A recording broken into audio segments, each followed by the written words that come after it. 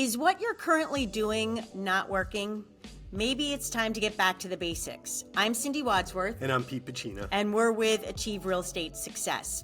So I was asked to teach a class on getting back to the basics, because a lot of agents that have gotten into the business in the last few years, they're not used to actually getting business because the business was actually coming to them in the last market. But now that the market has shifted a little bit, they actually need to go out and get business. So I taught a class on how to get back to the basics, and we wanted to share some of those things with you today.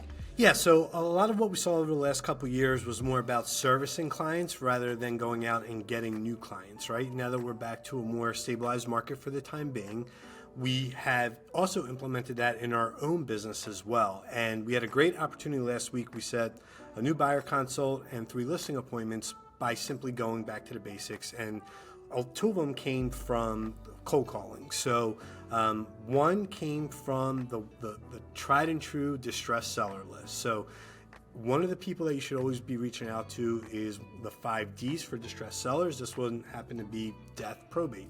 It was someone whose partner passed away. Reached out to her a couple times. We connected on one of the phone calls, and I asked her what her real estate needs were for 2024. Since the beginning of the year, it's easy to ask that question. And she said that she was thinking about selling. So instead of jumping right into saying, I can help you with that, I went a different direction, and I asked her, has she had anybody come out and talk to her about what she's looking to do as far as improvements that may or may not get a return on her money? And she said that would be really helpful and beneficial, so we set an appointment. We're meeting tomorrow, actually. Yeah. So Pete is really good at the cold calling prospecting. I'm more of the warm, nurturing relationship type person, and I am very good on Facebook and watching my clients and commenting on their life. And I do it authentically because I really am interested. So I make it a point every day to go into Facebook and Instagram and just nurture and comment on things that they're doing in their life. And then in the beginning of the year, we made our reach outs to our database saying, Happy New Year and what are your plans for 2024? And one of the people who I had been going back and forth on a vacation that they just took said that their parents need help and are thinking about moving, and we set that appointment as well.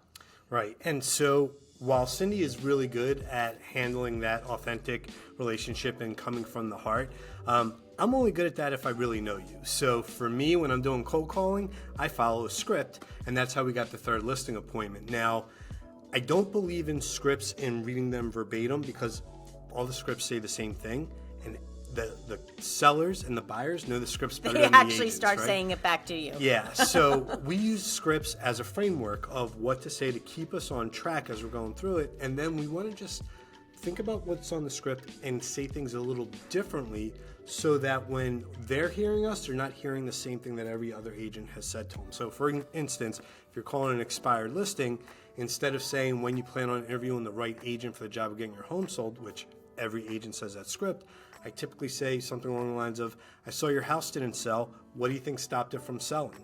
Now they have to answer the question about the house not selling, not about hiring the agent, right? And it gets their brain to do a little bit of a pause long enough for us to have a conversation. So that's what happened with the 3rd listing appointment that we set. It was, I reached out to someone, probably the 16th or 17th time that I reached out to them.